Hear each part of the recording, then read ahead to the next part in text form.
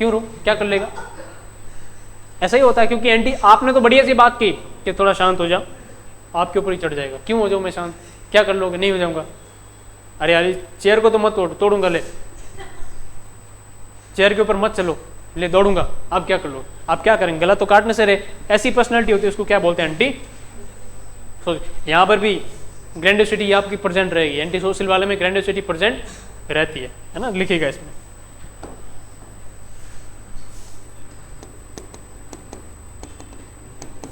In this type of personality disorder, the person not follow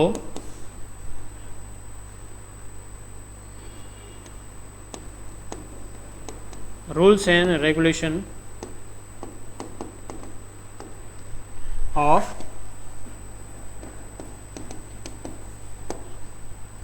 society के rules regulation को भी follow patient नहीं करेगा, that we can say anti social personality. और क्या कर सकता है वो पर्सन? अच्छा, जो भी रहेगा हमेशा रूल्स रेगुलेशन को फॉलो नहीं करेगा, उसके साथ में रूल्स रेगुलेशन के अगेंस्ट में रहेगा। ऑलवेज क्या रहेगा? ऑलवेज अगेंस्ट सोशल रूल्स, उसके जस्ट ऑपोजिट काम करेगा। सोसाइटी में कोई नियम बनता है कि चलो ठीक है आज से अपन ये काम करेंगे, सब लोग ये काम करेंगे, ये मान लीजिए ये चेयर है, सोसाइटी आपकी एक सोसाइटी की प्रॉपर्टी है, इसको ये टूट गई, इसको रिपेयर कराएंगे तो सब लोग जो है 50-50 रुपये लाएंगे। मैं क्यों लाऊंगा? आप होते कौन है मुझे लाने के लिए बोलने वाले? मैं नहीं कराऊंगा। अरे भाई सोसाइटी में रहते हैं, हमारा रूल्स है, आपसे अकेले से मांग नहीं रहे, सबको लाना है। कोई चीज़ अगर ब्रेकडाउन हुई है तो हमारी पब्लिक प्रॉपर्टी है, समाज की प्रॉपर्टी है, उसको ठीक करना है। ऐसी जो पर्सनैलिटी होती है ऑलवेज क्या होती है? नेगेटिव होती है, अगेंस्ट जो भी रूल्स है उसके नेगेटिव। मैं नहीं, जैसे एक विचार बनता है, चलो चलो ठीक है ऐसा करेंगे, एक भाई साहब आते हैं, नहीं नहीं नहीं नहीं भाई कैंसिल करो कैंसिल करो। कौन है? ये अभी नहीं चलेगा, कैंसिल करो। तो जो कैंसिल करो वाली प्रॉपर्टी है एंटी सोशल पर्सनैलिटी। कैंसिल करो नहीं तो दुनिया हिला दूंगा। पता नहीं खुद की दुनिया हिलती रहती 24 घंटे। ये कैसी पर्सनैलिटी होती है आपकी? Anti social personality disorder. अच्छा, ये जो पर्सन होते हैं, ये मान लीजिए इन्होंने कुछ गलत काम भी कर लिया। मान लीजिए ये चेयर आपकी है, एक सोसाइटी की प्रॉपर्टी है, सोशल प्रॉपर्टी है, इसको इन्होंने उठा के पटक दिया, तोड़ दिया। ये चेयर है कुछ भी है भाई, 1 रुपए की, ये 100 रुपए की या 1 लाख रुपए की है, एक सोसाइटी की प्रॉपर्टी है। अब ये मान लीजिए टूट चुकी है। नॉर्मल आप और हम जो हेल्दी पर्सन होते हैं, जो रूल्स रेगुलेशन को फॉलो करते हैं, वो क्या करते हैं? अरे टूट गई, वो मेरे से नुकसान हो गया, ऐसा नहीं होना चाहिए था, ऐसा नहीं होना चाहिए, मेरे से मतलब अनजाने में टूट गया। चलो 5-10 रुपए की, 8-10 रुपए, 100-1000 रुपए के हम क्या करेंगे? अरे यार ये तो अर्जेंट चीज़ थी और ये काम की चीज़ है, एक काम करेंगे मैं इसको ठीक करके रिपेयर करा के रख दूंगा। ये तो एक हेल्दी वाली बात होती है। ये जो भाई साहब होते हैं दुनिया हिलाने वाले, एक तो खुद ने तोड़ी है, ऊपर से बोलते हैं कि तूने क्यों तोड़ी? तो क्या हो गया, तोड़ दी तो।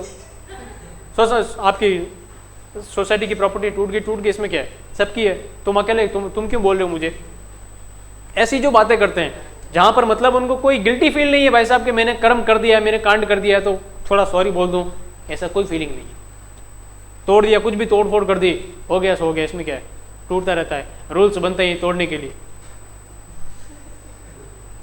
Anti social, there is no guilty for wrong act. कुछ भी रॉन्ग एक्ट करता है तो वहां पर गिल्टी फील नहीं होती है ना। हाँ, अपन कह सकते हैं पर्सन,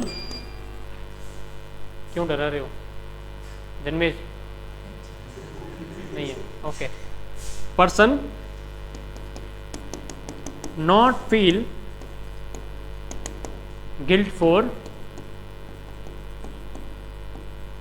रॉन्ग डूइंग। कुछ भी अगर गलत कर लेता है उसके लिए गिल्टी फील नहीं करता है। ऐसा नहीं कि भाई सॉरी बोल दूं, मेरे से गलती हो गई, हो गया तो हो गया, इसमें क्या है? ये जो बातें करता है दैट पेशेंट वी कैन से दुनिया हिला दूंगा, कैंसिल करो कैंसिल करो।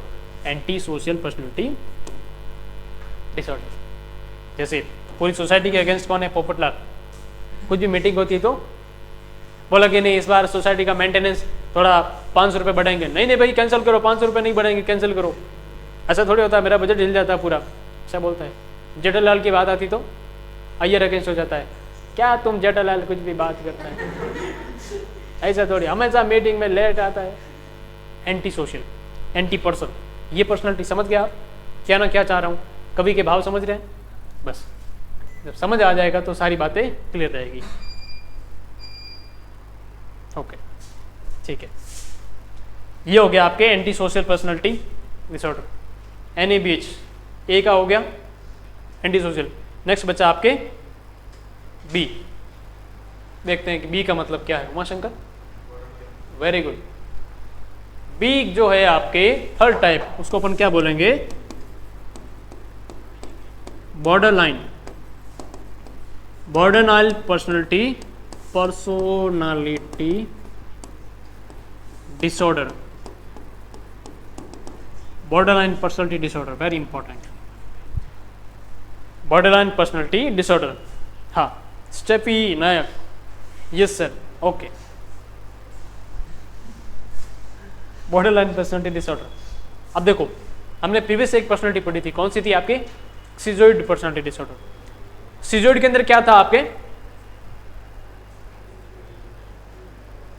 जहां पर पेशेंट क्या प्रॉपर आईपीआर मेंटेन, यही बताया था स्नेल। हाँ, जहां पर पेशेंट प्रॉपर आईपीआर मेंटेन नहीं कर पाता है, आईपीआर मेंटेन नहीं करता है, उसको अपन क्या बोलते हैं, सिजोइड, ऑलवेज अकेले रहता है।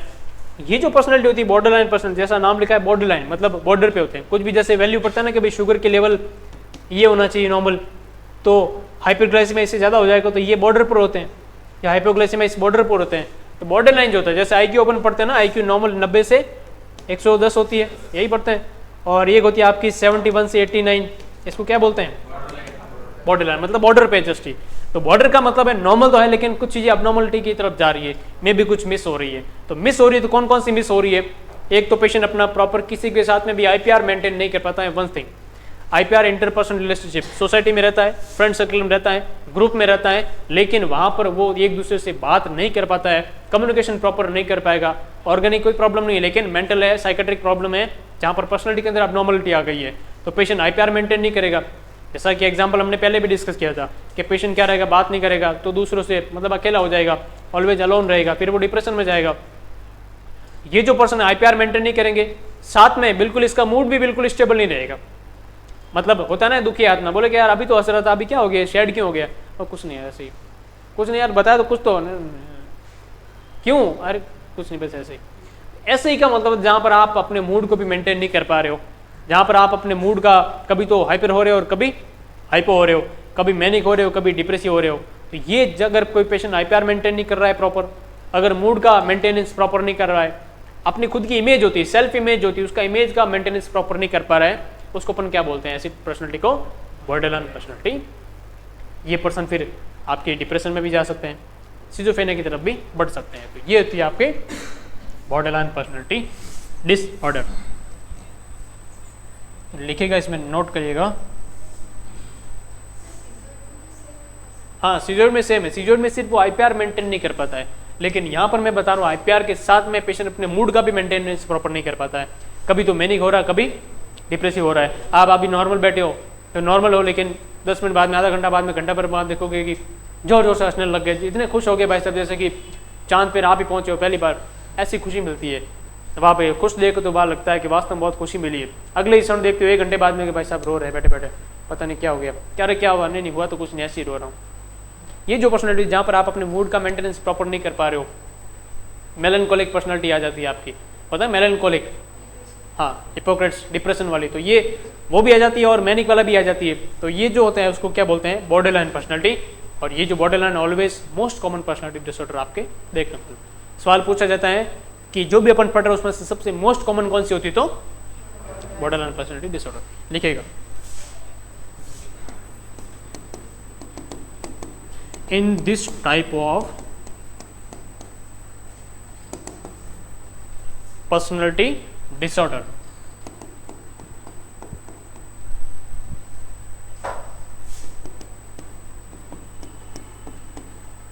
the person is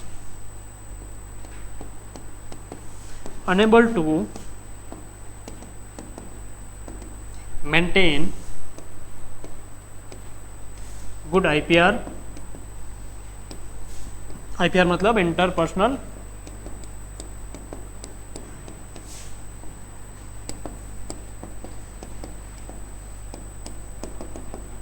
good IPR maintain नहीं कर पाएगा। और क्या नहीं कर पाएगा? Not unable to maintain good IPR, mood, emotions and self image. एक इंसान की खुद की इमेज होती है, कभी मैं अच्छा आदमी हूँ, बुरा आदमी हूँ। अब पेशेंट को एक क्षण तो लगता है कि वास्तव में बहुत बढ़िया हूँ, मैं बहुत अच्छा कर रहा हूँ। जब उसका मूड बढ़िया है तो बोला कि यस मेरी ज़िंदगी में सब कुछ बढ़िया है, सब कुछ अच्छा चल रहा है, सारी चीज़ें बढ़िया है, मेरे साथ में भगवान ने जो भी दिया है, भगवान का दिया हुआ सब कुछ है, नाम है, दौलत है, सहूलत है, इज्जत है। इज्जत है कहाँ है? इज्जत है, बोला था। अच्छे मूड में अच्छी बातें करती हैं, भगवान का दिया हुआ सब कुछ। लेकिन जैसे ही भाई साहब मूड का चेंजेज होता है, मूड स्विंग हो जाता है, क्योंकि बॉर्डरलाइन पर्सनैलिटी डिसऑर्डर है, सैडनेस वाली बात आती है, मेलनकॉलिक बात आती है। ये कहाँ गई है? मैंने एक बचपन में देखा था, एक शक्तिमान, उसमें एक यान आता था ऊपर, वो ऐसा कुछ भेज के साइंटिस्ट लेके जाता था। ऐसा तो नहीं हुआ? ओके चलो, तो अगर पेशेंट अपना जैसे मूड चेंज होता है, मेलनकॉलिक पर्सनालिटी होती है, अगले ही टाइम क्या होता है? डिप्रेशन वाली फीलिंग आती है। मेरे पास कुछ नहीं है। क्या है मेरे पास? क्या है? क्या मेरे पास कुछ नहीं है। रोज क्लास जा रहा हूँ, ऐसे ही बैठ के आ जाता हूँ, कुछ पढ़ना मेरे को आता नहीं है, ध्यान में लगा नहीं पाता हूँ, कुछ नहीं है मेरे पास। पैदल जाता हूँ, देखो पैदल जाता हूँ, रहते कहाँ हूँ? ये पास वाली गली में, इतना पैदल जाना पड़ता है, कुछ नहीं मेरे पास। ज़िंदगी में है क्या? मतलब ही नहीं है ज़िंदगी का, जीने का यार। लोगों को देखो कहाँ से कहाँ पहुँच जाएगा। हम तो वहीं के वहीं यार, आज से 1 साल पहले भी वहीं थे, आज भी यहीं है, पता नहीं कल कहाँ हो। नेक्स्ट 1 घंटे के बाद और पर्सनैलिटी चेंज हो गई, मूड एलिवेट हो गया, फिर अगेन सेम वाली बातें। मेरे पास सब कुछ है, भगवान का दिया हुआ सब कुछ है, नाम है, शोहरत है, दौलत है और इज्जत है। दोस्त बोलेगा इज्जत है इज्जत? हाँ है। तो ऐसी जो बातें होती हैं जहाँ पर आप एक क्षण के लिए आपको लगता है, 1 मिनट के लिए लगता है कि सब कुछ बढ़िया है, लेकिन दूसरे टाइम लगता है कि यार कुछ नहीं है। जहाँ पर आप नॉर्मल चार्लिक पर्सनालिटी भी, सॉरी ये क्या बोलते हैं इसको, सांग्विन पर्सनालिटी भी आ जाती है, चीयरफुल है, हंसमुख स्वभाव का है, मतलब सब बढ़िया है, कुछ भी प्रॉब्लम है लेकिन सब बढ़िया है। जिंदगी में कितना भी टेंशन चल रही हो लेकिन सब हंस के सारी चीज़ इग्नोर कर देते हैं, चार्लिक पर्सनालिटी आ जाती है। मूड का एलिवेशन एक टाइम तो ऐसा होता है, लेकिन दूसरे टाइम मेलनकोलिक पर्सनालिटी जब आती है हिपोक्रेट्स के अकॉर्डिंग, तो वहाँ पर पेशेंट डिप्रेसिव वाला फीलिंग करता है, सबका मिक्सअप हो जाता है। मिक्सअप हो जाता है तो पेशेंट मूड का स्विंग हो जाता है, मूड की स्विंग हो जाती है, इसके अंदर मूड अफेक्टिव डिसऑर्डर हो जाता है, पेशेंट को मेनिया डिसऑर्डर हो जाता है, ये डिप्रेशन हो जाता है। वहाँ पर पेशेंट को आगे जाकर बाइपोलर डिसऑर्डर हो सकता है, डिप्रेशन में जा सकता है, मेनिया भी हो सकता है, पेशेंट को सिजोफ्रेनिया भी हो सकता है। तो ये जो सारी थिंग्स रहती हैं, इसको अपन किस नाम से जानते हैं? Borderline personality disorder. इमोशन को भी मेंटेन नहीं कर सकता पेशेंट अपने, कभी तो इमोशन बढ़ जाते हैं, हाइपर हो जाते हैं, हाइपर एक्टिव हो जाते हैं, कभी हाइपो हो जाते हैं, कभी फ्लैट हो जाते हैं, फ्लैट अफेक्ट हो जाते हैं, ब्लंट अफेक्ट हो जाते हैं, एपैथी हो जाती है, एनहेडोनिया हो जाता है। बोले सिलेक्शन हो गया तुम्हारा, ठीक है, अरे सिलेक्शन हो गया, हाँ ठीक है, ओके। अरे भाई रिएक्टिव नहीं करो, क्या रिएक्टिव? सिलेक्शन पे और क्या है, ठीक है, होना ही था एक दिन। तो कॉन्फिडेंस अलग चीज़ है, एक दिन तो होना ही था। एक होता है इसमें क्या है, हो गया, सबका होता है, मेरा भी हो गया। जहाँ पर पेशेंट अपने मूड का भी, इमोशन का ख्याल नहीं रख पाता है, एनहेडोनिया हो जाता है, लेक ऑफ वो प्लेजरेबल जो फीलिंग्स होती है उसका फील नहीं कर पाता है। जहाँ पर आपको अच्छी वाली फीलिंग आनी चाहिए कि भाई लड़की देखने आ रहे हैं, तो जो फीलिंग्स होती है ना अंदर से वो आनी चाहिए। अच्छा लड़की वाला आ रहे हैं, ठीक है, अरे वास्तव में आ रहे हैं, बोले ठीक है इसमें क्या हो गया, आने दो, देख लेंगे। अब देखना नहीं है तुमको, देख के आने, देखने के लिए आ रहे हैं, ठीक है। अरे तो तैयार होके बैठ जाओ, थोड़ा बढ़िया बन ठन के बैठो, चाय का ट्रे वे लेके जाओगे। बोले नहीं नहीं मैं नहीं लेके जाऊंगा। क्यों? इसमें क्या है, आते रहेंगे, और भी बहुत सारे आए हैं, ये भी आके चले जाएंगे, कोई रिस्पॉन्स देते नहीं है, फोन भी नहीं उठाते बाद में, कुछ मतलब नहीं है, आने दो। तो स्नान करके आ जाओ, नहीं नहीं किया था 4 दिन पहले, बस ठीक है। ऐसी बातें करते हैं जहाँ पर पेशेंट अपने मूड का, अपने प्लेजरेबल जो थिंग्स होती है, कहने का मतलब है वहाँ पर फील नहीं कर पाता। Anhedonia, apathy, lake of emotion, emotion मर जाते हैं पेशेंट के। जब इतना सुख आता है, सुख आता है, सुख में सुखी होता है, लेकिन जब दुख आता है तो इतना दुख आता है, इतना पेशेंट डीपली चला जाता है अब एक टाइम ऐसा आता है कि भाई कितना भी दुख दे दो उसको कोई फर्क पड़ने वाला नहीं है। ऐसे लोग होते हैं, जैसे बच्चा होता है ना बचपन में, जैसे मम्मी किसी बच्चे को एक तो बहुत ही प्यार से रखते हैं और एक बच्चा होता है उसको मारते ही जाते हैं, मतलब मारते रहते, कुछ भी गलती हुई घर में, अगर वो किचन में बर्तन भी गिर गया तो भी बच्चे को मारेंगे, भली गलती खुद की हो, हाथ से स्लिप हो गया, 4 बर्तन फॉर्म में आई थी, नेकलेस का सेट मिला था, फॉर्म में आ गई थी, बढ़िया उछल कूद करते जा रही थी, बर्तन गिर गया, अब गुस्सा आ गया, बच्चे को टिका दिया। नालायक, सब दिन बैठे बैठे टीवी देख, अरे टीवी मैं देख रहा हूँ, आपका बर्तन गिर में मेरी क्या जिम्मेदारी है? नहीं, तूने किया है। टीवी की आवाज़ तेज हुई तो मेरा ध्यान गया और बर्तन छूट गए। और ऐसे बच्चे उसको मारते रहते हैं, हर बात पर मारते रहते, फिर बच्चे को ऐसे होते हैं ना, उनको कोई फर्क ही नहीं पड़ता है, चलते फिरते मम्मी जा रही है, क्या हो गया अभिजीत? कोई हादसा याद आया? क्या हादसा बताओ?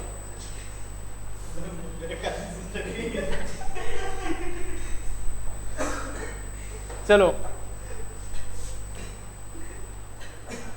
मैंने बोला था साइकेट्रिक आपकी अपनी सब्जेक्ट है, जहां पर आप देखोगे कि वास्तव में साइकेट्रिक पेशेंट मेरे आसपास में ही है ना, ये से याद भी आपको आसानी से रहेगा। हाँ, कहाँ थे? ओके। तो पेशेंट को, जो बच्चा होता है उसको मार मार के ऐसी हालत कर देते हैं, फिर उसको कोई फर्क नहीं पड़ता है, चाहे वो होता ना, जैसे छोटे बच्चे कहीं खेलने में जाते थे, 1-2 दोस्त होते हैं, उसको कुछ बच्चे होते ही वास्तव मार खाने के लिए होते हैं, मतलब टीचर जो होते हैं, छोटे बच्चे पहली दूसरी क्लास में, वो थोड़े कॉमेडी टाइप के होते हैं, उनको मारने में मजा आता था। मैं जब छोटा बचपन में था तो मैं आई थिंक 4th क्लास में पढ़ता था, 4th क्लास में पढ़ता था, और 4th क्लास में मैं था, और एक आई थिंक 2nd क्लास में या ऐसा कुछ एक बच्चा था, सॉरी मैं 5th क्लास में था, और 2nd क्लास में एक बच्चा था जो उसी गांव का था, और जो हमारे इंग्लिश के टीचर थे, और वो बच्चा बड़ा कॉमेडी होता था, वो हमेशा कभी बाल पूरा नहीं रखे नहीं, वो हमेशा बाल मुंडवा के आता था। एक तो उसकी अजीब सी शक्ल, बाल मुंडवाने का मतलब है उसके घर वाले रखेंगे, बाल रखेगा तो स्नान नहीं करेगा, स्नान नहीं करेगा तो उसके अंदर लाइस जुएं पड़ जाएगी, और वो हाइजीन मेंटेन नहीं करेगा तो अच्छा, और हाइजीन मेंटेन करना भी चाहे तो उसके शॉर्ट बाल नहीं करवाते थे, पूरी कटवा लो, 6 महीने की गई, क्यों? 30 रुपये नाई को देने, इसीलिए उसके मुंडवाते बाल, और बाल मुंडवाने के साथ में एक बड़ी सी लंबी चोटी रखवा देते थे। अब पहली बार बाल कटाए थे, इतनी सी चोटी रखी, दूसरी बार बाल बड़े हो गए तो चोटी इतनी बड़ी हो गई। अब क्या करते हैं कि चोटी को तो रोक लेते हैं इतना, वापस बालों को वापस उड़ा देते हैं, अब चोटी इतनी हो गई, दूसरी बार जब बाल यहाँ तक आते हैं चोटी इतनी हो जाती है, तो वो पूरी ऐसे आती है, उसको नहीं कट पाते हैं। तो एक तो अजीब सी शक्ल, एक अजीब सा पहनावा, एक अजीब सा हाइजीन।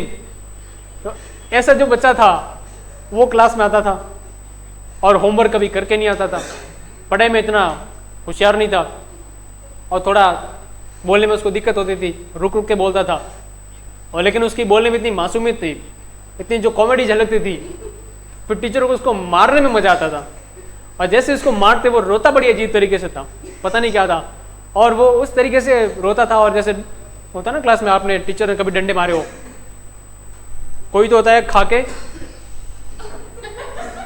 ये हो गया नॉर्मल, कोई जो होता है, एक जो बच्चा था वो जैसे मान लीजिए मैं हूं, मेरे को सर मार रहे हैं, हाथ आगे किया, ठीक है, दर्द हुआ, ठीक है, बस बैठ गए।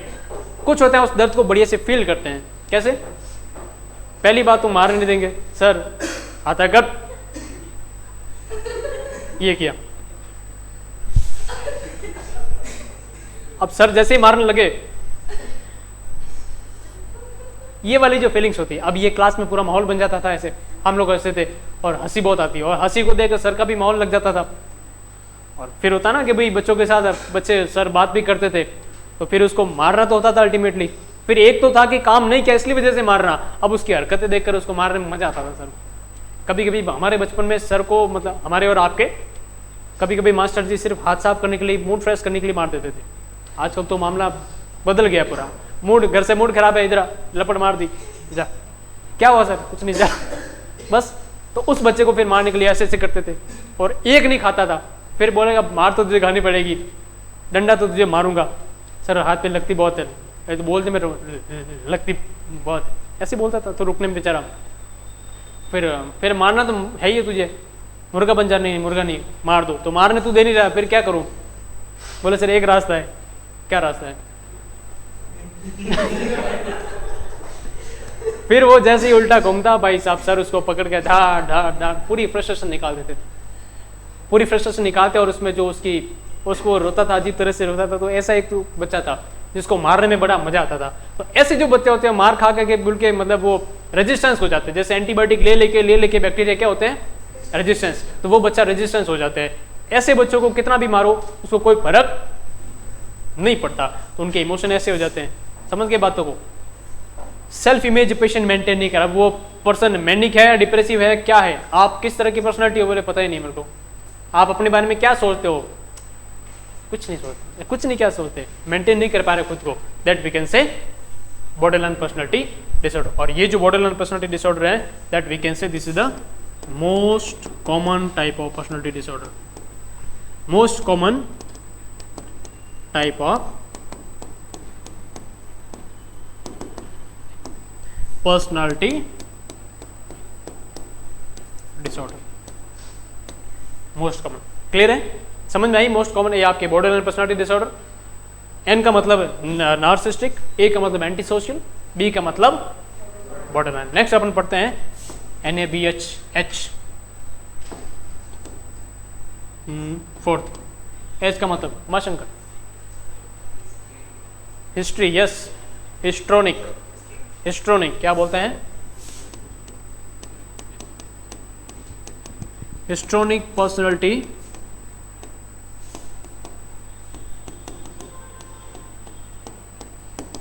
डिसऑर्डर। हिस्ट्रोनिक पर्सनालिटी डिसऑर्डर ये क्या होती है, आप बताएं मुझे।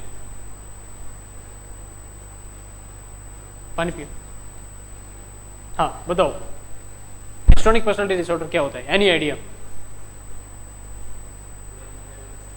पुराने ख्याल कैसे, हमारे जमाने में, अरे हमारे जमाने में होता था वो, तो पुराने ख्याल मीन्स क्या,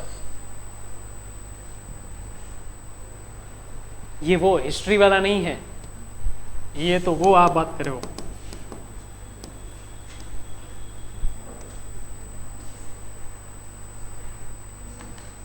लिख सकते हो, ऐसा भी लिख सकते हो, लेकिन ये नहीं। एक वर्ड सुना आपने,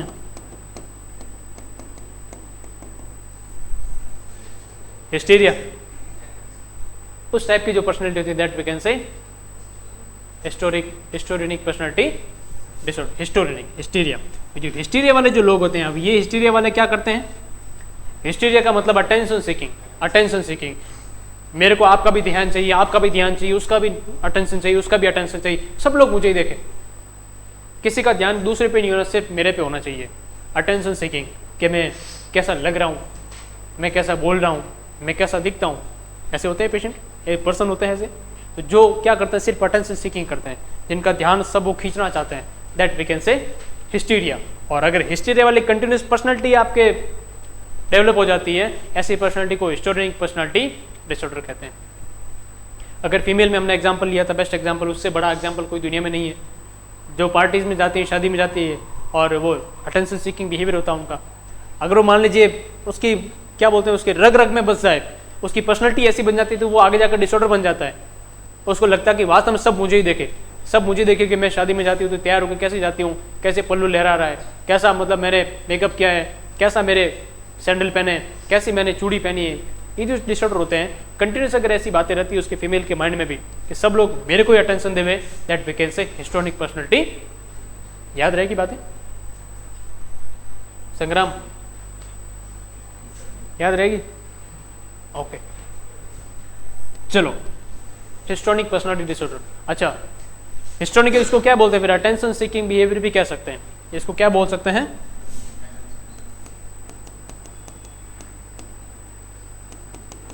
अटेंशन किस में बोलते हैं,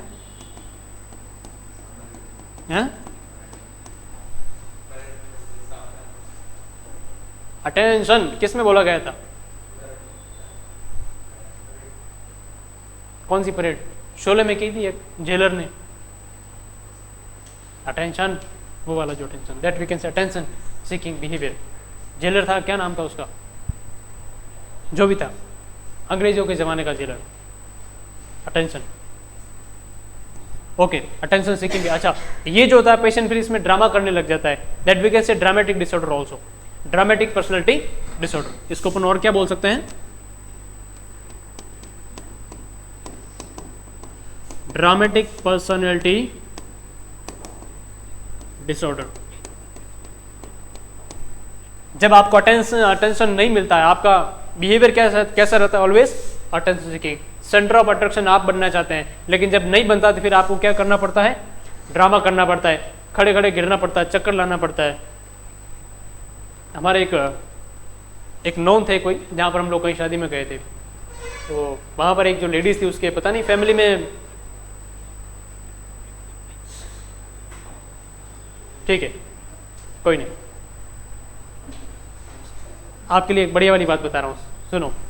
जो शादी में गए थे तो एक लेडीज थी, लड़ी मतलब फीमेल थी, और उसको पता नहीं उसके एनिवर्सरी थी क्या थी पता नहीं, उसके हस्बैंड ने, उसके जो भी फैमिली ने एक कुछ नेकलेस वगैरह गिफ्ट कर दिया, गले में चेन बढ़िया गिफ्ट कर दी। अब वो जो चेन है भाई साहब, वो गले में छुप रही है, मतलब दिख नहीं रही है, लेकिन बिहेवियर कैसा है? अब ड्रामा करना है, ये दिख नहीं रही है, हिस्टीरिया है उसको, हाँ हिस्टीरिया है। बढ़िया वाली चेन दी है, थोड़ा खर्चा करके उसके हस्बैंड ने खर्चा किया है, एनिवर्सरी गई थी और उसको गिफ्ट दिया, अब ये बतानी है, लेकिन बताया कैसे? चेन तो खुद आके बताएगी नहीं, देखो साहब मैं इसके गले में नहीं बोलेगी। अब उसको बताना तो ये अटेंशन दूसरों को लेना है। लोग पूछेंगे भाई वाह बढ़िया लग रही है, अच्छा है, किसने दिया, कितने रुपए का है, क्या है, कहाँ से लाए, अच्छा है, तारीफ करनी, अटेंशन लेना सबका। अब ये चेन भाई साहब दिख नहीं रही है, फिर क्या कर रही है? बेहोश नहीं, गले में चेन है, ऐसे हाथ डाल के। गर्मी कितनी हो रही है आजकल तो ना, कितनी गर्मी है, ये गले में पता नहीं क्या है। भाई साहब उधर बैठा था, मैं कि ये क्या हो रहा है, ये गर्मी है, ये चेन दिखा रहे हैं। तो ये मैंने बेस्ट एग्जांपल देखा आपके किसके? Attention seeking behaviour. और लोगों को तो पता लगता नहीं कि भाई आप वास्तव में क्या दिखाना चाह रहे हो, समझ के बातों को, ये बात। तो ऐसे जो लोग होते हैं, अच्छा फिर उसके वही सेम जो लेडीज थी, उसको पता नहीं उसके हस्बैंड ने कुछ रिंग वगैरह गिफ्ट की होगी, पता नहीं किसने की, I don't know, but ring gift की थी। अब रिंग जो होती है अलग अलग टाइप्स की होती है, नाम तो हमको नहीं पता, लेकिन उसका कोई पता नहीं है, हमारे उधर अलग से नाम होते हैं, अलग अलग रिंग्स के टाइप्स होते हैं। जैसे पैर में क्या पहनते हैं, पैर में रिंग पहनते हैं, उसको भी कुछ पायल, तो टो रिंग, हाँ वो टो रिंग जो अंगूठे में टो रिंग, हाँ हमारे उधर शायद वो बिछिया इसका ऐसा कुछ बोलते हैं, तो अलग अलग नाम्स होते हैं, जो भी हो। अब उसको ना ये सेम हिस्टीरिया वाली कंडीशन थी। अब ये हिस्टीरिया वाली कंडीशन है, लोगों को क्या करना है? अटेंशन सीकिंग करना है, उसका ध्यान खींचना है, आपका भी खींचना है, इसका भी खींचना है, इनका भी खींचना है, ये भी खींचना है, सब मेरी तरफ देखा और ये मेरे जो हाथ में जो पहना है ये दिखे। अब वो मैं कैसे बताऊं आपको, वो चल जो रही ना, वो चल रही है, उसका हाथ मतलब जो नॉर्मली होना चाहिए वो उससे एबनॉर्मली चल रहा है। ये हाथ तो इसमें कुछ नहीं, तो ऐसे चल रहा है। अब वो हाथ तो ऐसे रख के चल रही है, ऐसे रख के चल रही है, ये इसको क्या बोलते हैं, इसको क्या बोलते हैं, ऐसे कर रही है। मैं क्या भाई साहब ये क्या है?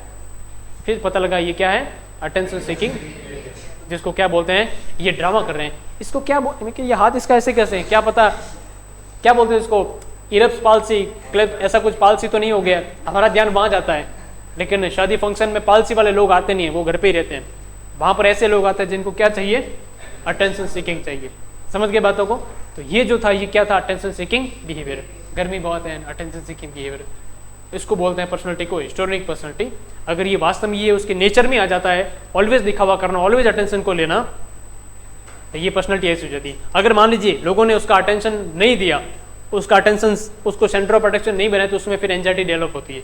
एंजाइटी डेवलप होती है तो फिर ये आगे जाकर मेंटल डिप्रेशन की तरफ लेके जा सकती है। तो ऐसे भी ज़्यादा भी पर्सनैलिटी डेंजर है, ऐसे भी कंटिन्यू नहीं रखनी है। ठीक है, चलो, इसलिए बोलते हैं ना, जो आपके पास है भगवान ने दिया है अपने पास में रखो। जो चीज़ें बोलते हैं ना, आप में अगर टैलेंट होगा तो लोगों को ऑटोमेटिक दिख जाएगा। आपको बताने की जो कुछ होता है ना क्लास में, सब मुझे आता है, सब मुझे आता है, ये अरे ये तो पूछते ही नहीं है। दो लोग डिस्कस कर रहे हैं, वहाँ पीछे से क्या पढ़ रहे हो, क्या पढ़ रहे हो, पर्सनल डिसऑर्डर, ये होता है बॉर्डरलाइन पर्सनल, वो सबसे मोस्ट कॉमन होता है। हाँ मोस्ट कॉमन। अरे भाई तेरे को किसने पूछा? नहीं बता रहा हूँ, होता है, आता है एग्जाम के अंदर, जहाँ पर आपको अटेंशन चाहिए। अगर वास्तव में आपको नॉलेज है, वो एग्जाम आपके एग्जाम के अंदर नॉलेज दिख जाएगा, किसी को बताने की जरूरत नहीं है। बोलते हैं ना कि भाई पैसा जो होता है लोगों को पछता नहीं है। लोग जो होता है पैसे दिखाने के लिए बहुत कुछ करते हैं, गाड़ी लाएंगे, बड़ी बड़ी गाड़ी लाएंगे, फिर खुद के मुंह से बखान करेंगे। ज़्यादा कुछ नहीं साहब, 2-4 फ्लैट ले रखे हैं, बच्चा अभी पढ़ रहा है, सॉफ्टवेयर इंजीनियर है वहाँ पर बेंगलोर में, ज़्यादा कुछ नहीं है, 5 लाख महीने का पैकेज है, ज़्यादा नहीं है, ठीक है। और छोटा बच्चा भी MBBS कर रहा है, जस्ट कंप्लीट हुई है, एम्स में जॉब लगी है उसके, ज़्यादा कुछ नहीं है, 1.5-2 लाख पर मंथ के उसके भी आ जाते हैं। मैं तो कह रहा, अच्छा आप क्या करते हैं? मैं तो क्या करता हूँ, हम तो भाई बैठे रहते हैं, बच्चों को जितना था पढ़ाया, बच्चों को सेटल किया, मैं तो कुछ नहीं कुछ तो करते होंगे, इतना सब कुछ है तो कुछ तो। मैं तो क्या करता हूँ, दुकान चलाता हूँ छोटा मोटा, इधर मॉल है, 15-20 दुकान है उस मॉल के अंदर है, इसका मालिक हूँ मैं, तो बैठे रहता हूँ, क्या करता हूँ, 8-10 लाख उसका किराया आ जाता है, बस ठीक है, ज़्यादा नहीं है, दाल रोटी के हो जाते हैं। ऐसे लोग होते हैं जहाँ पर वो चाहते हैं कि वास्तव में आप उनके बारे में जानो, अपने पैसे का जो होता है वो शो ऑफ करते हैं। तो शो ऑफ ऑलवेज ज़िंदगी में, जहाँ तक मेरी आप मानो, कभी भी शो ऑफ मत करना। आपके पास कुछ भी हो जाए, कभी भी शो ऑफ नहीं करना है। हाँ, आप उस चीज़ों को एंजॉय करें, चीज़ों का बिल्कुल आनंद लें, मजा लें, कोई दिक्कत नहीं है, चीज़ों को बिल्कुल हंस के स्वीकारें। अगर आपके पास में कुछ है तो भगवान का दिया है, उसको स्वीकार करें। भगवान जगन्नाथ आपको सब कुछ देते हैं, उसको स्वीकार करें, लेकिन उसका भगवान का आशीर्वाद समझे, उसको दिखावे की चीज़ ना करें। पैसा हो, पावर हो, आपका नॉलेज हो, कभी दिखावे की चीज़ नहीं होना चाहिए। जिस दिन ये दिखने में आ जाते हैं ना, फिर आप लोगों की नज़रों में आते हो, नज़रों में फिर आपकी क्या इज्जत रहती है, बोले कि ये तो पैसे के पीछे पागल है, ये तो उसके लिए पागल है। कभी भी दिखावा किसी चीज़ का मत करो। आपके पास सब कुछ है, इट्स ओके। होता ना कि भाई, एक बार अमिताभ बच्चन ने एक खुद की स्टोरी बताई थी, बोले कि मैं एक बार प्राइवेट जेट से जा रहा था, फ्लाइट से वो जा रहे थे अमिताभ बच्चन, और उस टाइम बहुत ही पीक पे वो सक्सेस प्राप्त थी उनको, सफलता के मतलब अभिनेता बहुत, बच्चन साहब बहुत ही फेमस हो गए थे उस टाइम, सब कोई जानता था देश विदेश में। एक फ्लाइट में जा रहे थे और फ्लाइट में बैठे और बढ़िया से आराम से होकर बैठे और अपने पेपर ऊपर कुछ किताब पढ़ने लगे। पास में बैठा कि एक जो सज्जन पुरुष बैठे हैं, वो अपना बढ़िया से एक पेपर पढ़ रहे हैं अच्छे से। उनकी तरफ दोनों ने आपस में देखा और दोनों ने एक दूसरे को देखते ही नॉर्मल से स्माइल कर दे, अच्छा हाय, बस ठीक, और कोई बातचीत नहीं। अमिताभ बच्चन को लगा कि भाई साहब मैं हूँ अमिताभ बच्चन द ग्रेट महानायक, और ये मुझे देख भी नहीं रहा है, मेरी तरफ ध्यान भी नहीं है इसका। तो ऐसा कौन होगा जो इनको नहीं जानता है? होता है ना, जैसे आज उनको कौन नहीं जानता, क्योंकि उनका जो स्ट्रगल अलग लेवल का है, उनकी जो पर्सनालिटी अलग लेवल की, उनका जो संघर्ष है, उनका जो टैलेंट है अलग लेवल का, तो सब जानते हैं उनको। तो उस लेवल पर भी उनको कोई नहीं जानता है, और सब जानते हैं लेकिन एक आदमी नहीं जानता, तो वही इंसान को लगता है, और जिज्ञासा बस उनको लगा कि भाई क्यों नहीं देख रहा है मेरी तरफ, क्यों बात नहीं कर रहा है। बाकी तो लोग तरसते हैं ऑटोग्राफ के लिए, आजकल सेल्फी का ज़माना है, लेकिन पहले ऑटोग्राफ का ज़माना था, लोग तरसते हैं। फिर उन्होंने पूछा कि हाय हाय अमिताभ बच्चन, हाय, इतना करके बात खत्म। और बहुत ही सादे और सिंपल बिल्कुल कपड़ों में थे, और ऐसा कुछ नहीं भाई ये कोई सेलिब्रिटी, कुछ नहीं, बिल्कुल साधारण आदमी था वो। बच्चन बोले कि अमिताभ बच्चन साहब बोले कि भाई मैं एक अभिनेता हूँ। अच्छा, तो आपने कभी देखा मुझे? माफ़ कीजिए मैं फिल्में नहीं देखता, तो मुझे पता नहीं। अच्छा, हाँ, बोली क्या हो? हाँ, वही मोरल डैमेज कर दिया। बोले कि आप मैं बाय द वे मेरा नाम अमिताभ बच्चन है और मैं फिल्मों में काम करता हूँ, अभिनेता हूँ, बतौर अभिनेता के रूप में काम करता हूँ। अच्छा, नहीं अच्छी बात है, लेकिन माफ़ कीजिए मैंने आपको देखा नहीं कभी, क्योंकि मैं फिल्में देखता ही नहीं, बस बात खत्म। अच्छा ठीक है। तो ऐसा करके ये ऐसी छोटी मोटी बात चली और ज़्यादा कुछ भी बात नहीं चली। फिर लास्ट में जब उतरते टाइम उन्होंने हाथ मिला कि चलिए आपसे बात करके अच्छा लगा, कि भाई पहला कोई आदमी मिला जो बोलता है मैं आपको नहीं जानता, मैं फिल्में देखता ही नहीं देखता, फिर भी कोई तो जानते हैं, मैं आपको जानते नहीं। अमिताभ ने वैसे ही उनको हाथ मिलाया, बोले कि आपसे मिलकर अच्छा लगा और उम्मीद करते हैं फिर कभी मिलेंगे, आपकी यात्रा मंगलमय है, आपके साथ में सफ़र रहा बहुत अच्छा और पता ही नहीं लगा। बिल्कुल, मुझे भी, मैं भी अपने काम में मस्त था और आप भी अपने काम में मस्त, मुझे भी अच्छा लगा। बोला कि मेरा नाम अमिताभ है, हम फिर मिलेंगे तो याद रखिएगा। बोला कि ठीक है, ज़रूर याद रखेंगे। फिर आप भाई साहब आपने अपना नाम नहीं बताया। बोले मेरा नाम बताने लायक तो इतना छोटा मोटा आदमी बड़ा है नहीं। बोले फिर भी नाम क्या है? बोला मेरा नाम है, बोले कि आप अभिनेता है ना? कि हाँ मैं अभिनेता हूँ। आप क्या हैं? कि मैं टाटा एंड कंपनी का मालिक धीरू भाई अंबानी हूँ। ऐसे भी लोग थे हमारे देश में जिनकी बदौलत जब उनके अमिताभ का एक लाइफ का पीक जो पीरियड था, यहाँ से यहाँ गिर गए थे, जब वही धीरू भाई अंबानी थे जिन्होंने उनका हाथ पकड़ के उठाया था। तो ऐसा आप जीवन के अंदर सादा जरूर बनना, जहाँ पर वास्तव में लोग आपको अंडर एस्टिमेट कर दे, लेकिन आपको पता होना चाहिए कि वास्तव में मेरी पोटेंशियल क्या है। समझ गए बात को? और ये ऐसे फिर लोग उनके एग्जाम्पल देते हैं। आज भी जब वो स्टेज पर कहीं जाते हैं तो इनका जिक्र आता है तो अपनी बात का जिक्र जरूर करते हैं। एक ऐसी पर्सनालिटी भी थी जो बिल्कुल सादे, बिल्कुल सिंपल वेशभूषा में थे, अपना नॉर्मल पेपर पढ़ रहे थे, बोले कि मैं आपको नहीं जानता क्योंकि मैं फिल्में नहीं देखता हूँ, मैं अपने काम में बिजी रहता हूँ, वैसे मैं अभिनेता हूँ, आप क्या हो कि मैं टाटा एंड स्टील का मालिक हूँ, नाम क्या है कि मेरा नाम अमिताभ बच्चन है तो मेरा नाम धीरू भाई अंबानी है। आज उनका जो आप देख लो देश के अंदर, वर्ल्ड में नाम है, कौन नहीं जानता। ये बात होती है, आपके पास कुछ भी हो लेकिन शो अप कभी भी लाइफ में मत करना। जितने सिंपल रहोगे उतनी आपकी सादगी, आपका सब कुछ बना रहेगा। लेकिन जिस दिन शो अप में आ जाता ना, फिर भगवान को लगता है कि ये इसके हजम नहीं हो रही है, और जिस दिन हजम होनी बंद हो गई फिर डायरिया होता है। डायरिया में सब कुछ चला जाता है, समझ रहे हो बातों को? डायरिया में सब कुछ चला जाता है, मेटाबॉलिक एसिडोसिस होता है, और समझ लो फिर सब कुछ जाता है तो इंसान की कैसी हालत होती है। चलो, ये जो पर्सन होता है फिर अटेंशन सीकिंग वाले, इसमें लिखेगा, इसमें अपन क्या लिख सकते हैं? पेशेंट जो होता है सबका अटेंशन चाहता है, इसमें हिस्ट्री आपको ऑलरेडी पढ़ा चुके हैं, लिखेगा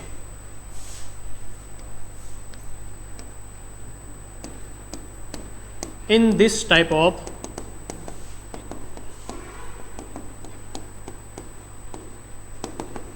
personality disorder,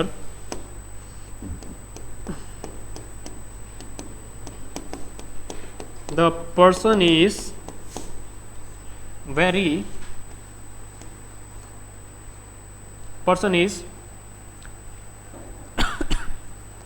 having very or too much attention seeking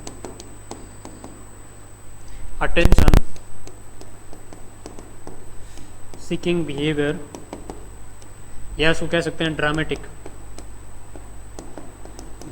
personality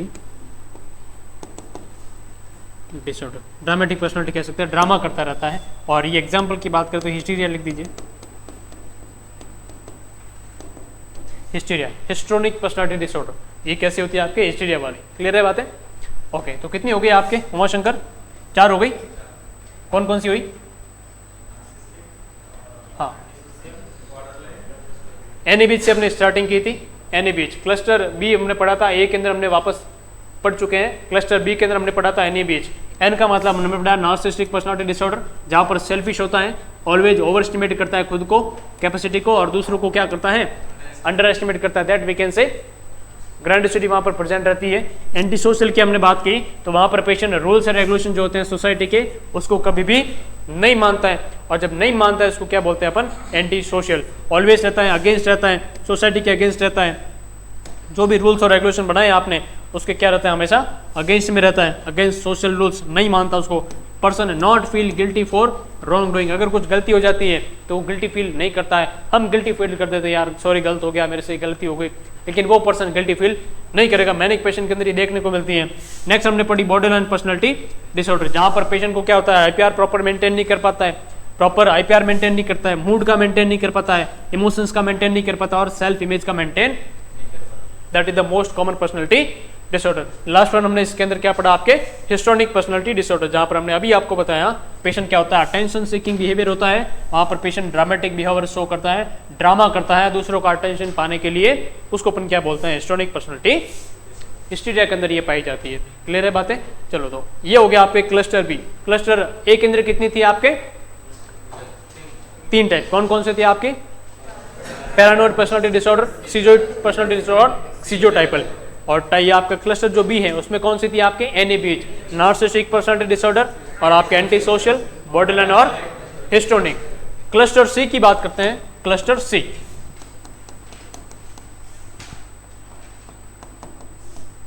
cluster सी, अब ये क्लस्टर सी के अंदर कौन कौन सी आती है वो अभी अपन देखते हैं। तो इसके अंदर क्लस्टर सी के अंदर जो पहली पर्सनालिटी डिसऑर्डर आता है वो लिखिएगा, क्लस्टर सी का पहला है आपके passive aggressive personality disorder.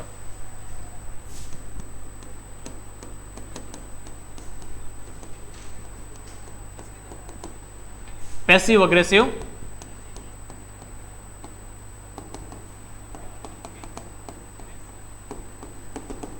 Personality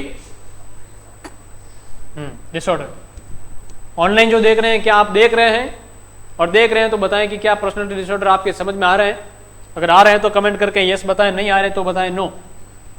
okay, passive aggressive, अब ये क्या होती है? देखो वर्ड में लिखा है कि पैसिव अग्रेसिव पर्सनालिटी डिसऑर्डर, तो ऐसा कुछ डिसऑर्डर होगा जहां पर पर्सनालिटी पेशेंट की अल्टर हो जाती है, अब ये पैसिव अग्रेसिव क्या है, इसके अंदर अपन क्या देखते हैं, ऐसा पर्सन आपने कभी देखा होगा कि अपना जो एग्रेशन है, अपना जो गुस्सा है, वो डायरेक्ट नहीं निकालकर इनडायरेक्ट रूप से निकालता है, डायरेक्ट ना निकालकर इनडायरेक्ट रूप से निकालता है। फॉर एग्जाम्पल मान लीजिए कि स्कूल लाइफ या कॉलेज लाइफ की अपन बात करें तो हमारा मेन मकसद होता है पास हो जाए सब्जेक्ट के अंदर, ऐसा ही था।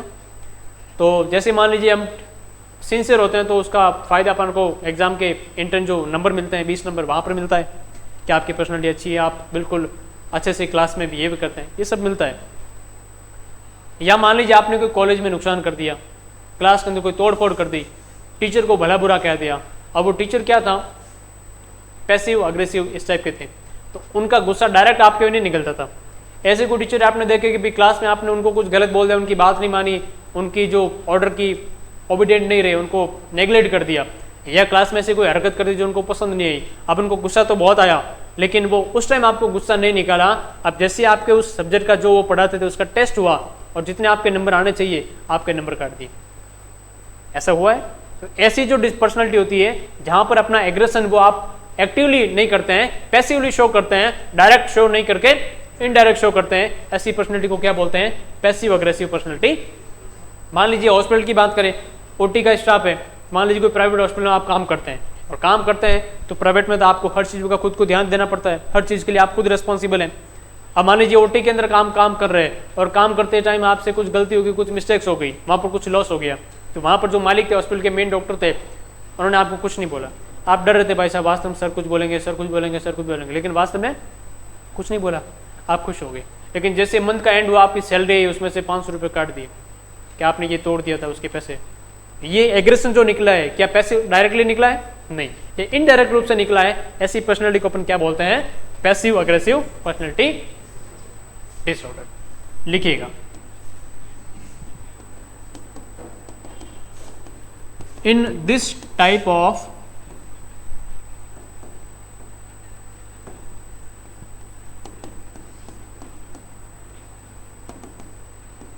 personality disorder,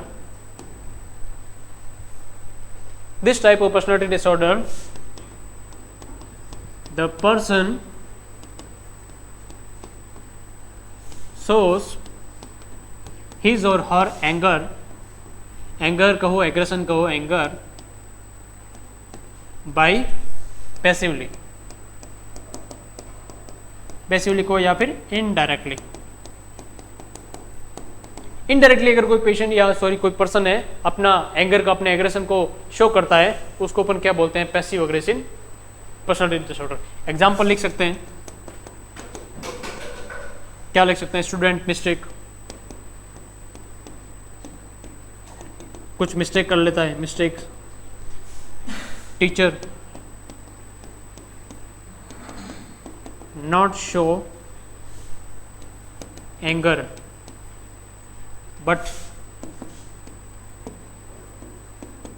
cut the numbers in exam, exam में नंबर काट लिए। और क्या कह सकते हैं, ओटी कोई स्टाफ है, ओटी स्टाफ कुछ मिस्टेक कर लेते हैं, डॉक्टर कुछ नहीं बोलते हैं, doctor not says anything,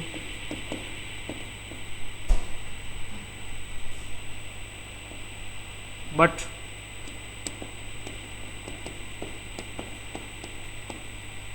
salary cut कर देते हैं। तो ये जो होता है, ये जो एग्रेशन निकला है वहां पर प्रेजेंटली ना निकल के कैसे निकल गया, आपके डायरेक्ट ना निकल कर इनडायरेक्ट निकल गया, पैसिवली निकल गया, उसको अपन क्या बोलते हैं, passive aggressive personality.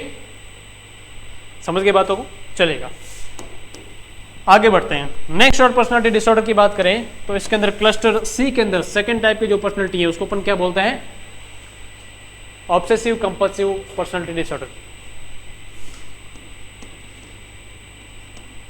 Obsessive compulsive personality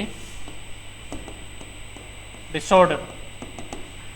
अब ये पर्सनालिटी डिसऑर्डर क्या होते हैं, ऑब्सेसिव कंपल्सिव पर्सनालिटी डिसऑर्डर। आपने नाम सुना ओसीडी, आपने ऑलरेडी पढ़ा है। ऑब्सेशन का मतलब क्या होता है, obsession is the disorder of thought. Disorder of thought और compulsion is disorder of activity. Obsession मतलब अगर कोई भी आपके माइंड के अंदर कुछ भी आइडिया आता है, रिपीटेटिव आता है, स्टीरियोटाइप मूवमेंट में आता है, बार बार आता है और वो आइडिया आपके बार बार आता है, उसको किस नाम से जानते हैं अपन? ऑब्सेशन। और अगर उस आइडिया को, उस थॉट को आपने इंप्लीमेंट कर दिया एक्टिविटी में, उसको क्या बोलते हैं? कंपल्सन। तो ये जो डिसऑर्डर बनता है उसको बोलते हैं obsessive compulsive disorder. Let's suppose example पहले ही हमने आपको बताया, आप जब क्लास के लिए घर से निकलते हो तो आपको लगता है कि यार मैंने रूम का लॉक किया कि नहीं किया है। कार जब गाड़ी छोड़ के आते हो तो आपको लगता है कि मेरी गाड़ी की चाबी गाड़ी में तो नहीं रहेगी, जेब में है या बैग में है, ऐसा लगता है। ये थॉट आया, थॉट आने का मतलब है सिर्फ ये क्या है? आपके ऑब्सेशन है। लेकिन आपको लगता है कि नहीं यार वो कोई लेके जाएगा तो इसको चेक करके आता हूँ, तो चेक करने जैसे ही चले जाते हैं और थॉट पर आप अमल करते हैं, उसको एक्ट कर लेते हैं, उसको एक्टिविटी में कन्वर्ट कर देते हैं, that we can say compulsion. तो ये डिसऑर्डर होता है ऑब्सेसिव कंपल्सिव डिसऑर्डर, ओसीडी इसको नाम से जानते हैं। आप ओवर हाइजेनिक हो जाते हो, यहाँ पर हाथ लग गया मतलब ये हाथ मेरा गंदा हो गया है, आप हैंड वॉश करके आओगे। हेल्थ केयर वर्कर में बहुत ज़्यादा होती है, हॉस्पिटल में आप जाते हो तो पेशेंट के पास कुछ भी गए, फाइल को टच किया और मेरा हाथ लग गया, टच करेंगे फिर वापस वॉश करेंगे। ये कंटिन्यूस जब रहता है that we can say obsessive compulsive disorder. और अगर किसी पर्सन की पर्सनैलिटी ऐसी हो जाती है तो उसको क्या बोलते हैं? Obsessive compulsive personality. अच्छा, वो फिर वहाँ पर वो काम करना तो करना ही है, नहीं करेंगे तो उनकी एंग्जाइटी बढ़ जाएगी। और मान लीजिए ये हाथ लग गया और उनको लगेगा ये कंटामिनेशन है हाथ में, जब तक नहीं धोएंगे उसको शांति नहीं मिलेगी अंदर, मतलब वो धोना है, बैक्टीरिया जाएंगे, ऐसा होता है। ये gram positive bacteria, negative bacteria, TB करता है, ये करता है, वो करता है, कोरोना होता है, HIV होता है, कुछ भी होता है, एंग्जाइटी रहेगी। तो जैसे ही धोएंगे रिलीव हो जाएंगे। और ये स्ट्रिक होते हैं, धोना मतलब धोना, हैंड वॉश करना मतलब करना, गाड़ी की चाबी चेक करनी मतलब करके आएंगे। बाहर गए, गैस का जो रेगुलेटर बंद किया कि नहीं किया? मुझे लगता है बंद किया है, नहीं किया है। बॉडी बोलती है अरे किया है, माइंड बोलता है नहीं किया है, अरे बोलती है मैंने किया है, अरे बोलते नहीं किया, मुझे लगता है नहीं किया, छूट गया है।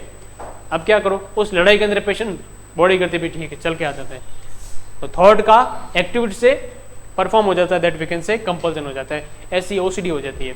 अच्छा, ये इसको बोलते हैं ब्यूरोक्रेटिक पर्सनालिटी डिसऑर्डर। इसको ब्यूरोक्रेटिक पर्सनालिटी डिसऑर्डर के नाम से भी जानते हैं, कंपनी डिसऑर्डर के नाम से भी जानते हैं। ऐसा आपने देखा ना, जैसे आर्मी मैन जो होते हैं, अगर कोई आदमी फौज में होता है, जो आर्मी मैन होते हैं, वो रिटायरमेंट के बाद में जब घर पे आता है तो घर पे भी सुबह 4 बजे जल्दी उठ जाते हैं, वॉक करके आएंगे, रनिंग करके आएंगे, 6 बजे सबको उठा देंगे, उठ जाओ चलो स्नान कर लो फटाफट।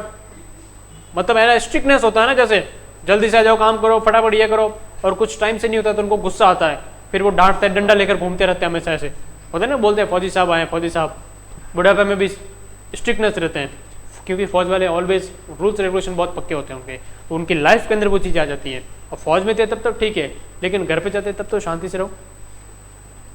तो ना तो वो खुद लूज पड़ते हैं, ना ही दूसरों को, वो चाहते हैं कि सब लोग क्या हो जाए? स्ट्रिक्ट हो जाए। ऐसी पर्सनालिटी हो जाती है, उनको भी क्या बोलते हैं? Obsessive compulsive personality disorder. Clear है? इसको आर्मी मैन में ज़्यादा होती है ऐसा। चलिए इसमें लिखिएगा। अच्छा, इनको क्या बोलते हैं एक और?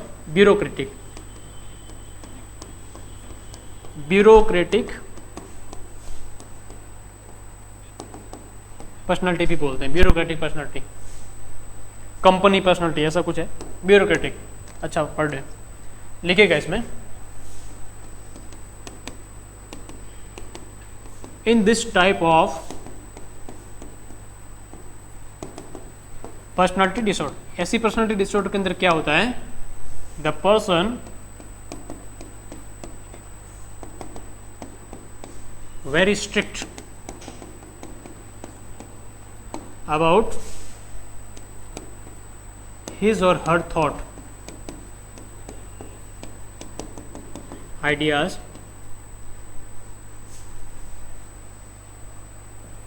and he or she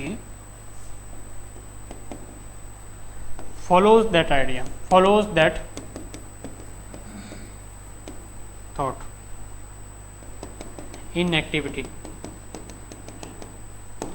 वही है OCD का मतलब, बार बार एक उसके बहुत स्ट्रिक्ट हो जाते हैं अपने किसी भी थॉट, किसी भी आइडिया, किसी भी थिंग्स को लेकर, क्या होते हैं? बहुत ही स्ट्रिक्ट हो जाते हैं। और स्ट्रिक्ट होते हैं तो वो क्या करते हैं? उसके हिज हो या हर हो, थॉट आइडियाज़ के बारे में स्ट्रिक्ट होते हैं, और उसके जो वो और ही या शी क्या करते हैं? फॉलो करते हैं उसके थॉट को इन एक्टिविटी। अपने जो भी माइंड में आइडिया है, उसके थॉट है, उसके रिचुअल्स हैं, बहुत ही स्ट्रिक्ट रहते हैं, वेरी स्ट्रिक्ट रहते हैं, और ये उसको फॉलो करते हैं रहते हैं, उसको चेंज नहीं करते हैं। चेंज कर दिया तो उसके माइंड में क्या रहेगा? एंग्जाइटी रहेगी।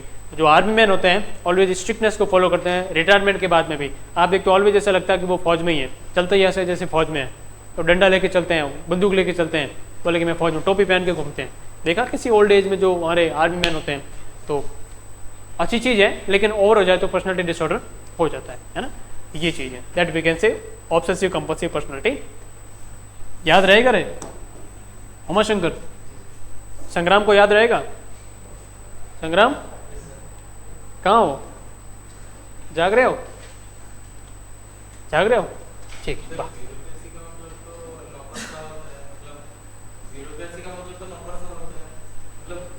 मतलब वो एक मालिकाना हक वाले के बस, हाँ इस टाइप से एक जो होता है ना कि ये स्ट्रिक्ट, अगर कोई इंसान कैसे, मैं बोलता हूँ मैं स्ट्रिक्ट हूँ बहुत, क्लास में बातें नहीं करेगा मतलब नहीं करेगा, ऐसे होते हैं टीचर, स्ट्रिक्ट होते हैं, ऑब्सेसिव कंपल्सिव वाले ये होते हैं ऐसे। चलो नेक्स्ट अपन क्या लिखेंगे? संग्राम बताओ। सेकंड, थर्ड वन था आवा का new personality disorder. Third one अपन कह सकते हैं अवॉइडेंट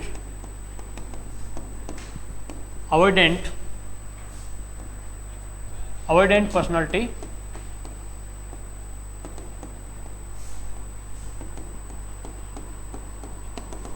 अब ये क्या होता है avoidant personality disorder? Obsessive compulsive वाला पढ़ा, पैसिव अग्रेशन वाला पढ़ा, avoidant personality disorder, any idea? Prajyot idea है कि नहीं? बोलो। है, बताओ। वेरी गुड, शाबाश। अवॉइड करता है किसको?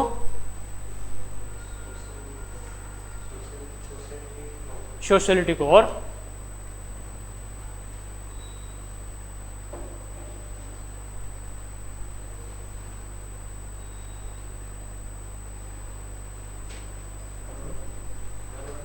घर वालों को। वेरी गुड, जैसा कि नाम से पता चल रहा है अवॉइडेंट पर्सनालिटी डिसऑर्डर। अब इसमें क्या होता है, पेशेंट अवॉइड करता है। अब अवॉइड क्या करता है? ये जो पर्सन होता है ये बेसिकली सोसाइटी के प्रति, किसी भी अदर पर्सन के प्रति बहुत ही सेंसिटिव होता है। सेंसिटिव मीन्स उसे कैसे, जैसे कि मान लो उसको कुछ काम करना है, जैसे उसको एग्जाम में पास, एक नोट सेट क्रैक करना है, नर्सिंग ऑफिसर बनना है। अब वो नर्सिंग ऑफिसर बनने के लिए क्या करना पड़ेगा? पढ़ना पड़ेगा और एग्जाम फाइट करना पड़ेगा, एग्जाम में पास होना पड़ेगा। लेकिन एग्जाम वहाँ पर दो पॉसिबिलिटी, एक तो पास हो सकते हो आप, एक फेल भी हो सकते हो। पास हो गए तो बन जाओगे, फेल हो गए तो नहीं बनोगे, यही बात है। ऐसे जो पर्सन जो अवॉइडेंट पर्सनालिटी डिसऑर्डर के होते हैं वो क्या होते हैं, दूसरों के रिएक्शन के लिए बहुत ही सेंसिटिव होते हैं। मतलब अगर मैं नहीं बना तो लोग मुझे क्या बोलेंगे, और लोग मुझे क्या बोलेंगे, मुझे बुरा बोलेंगे, मुझे भला बोलेंगे, तेरे से तो नहीं हुआ, तेरे से ये नहीं हुआ, तुझसे ये नहीं हुआ, नहीं कर पाया। तो ऐसा जो उसका रिएक्शन रहेगा फिर उसको हैंडल नहीं कर पाएगा।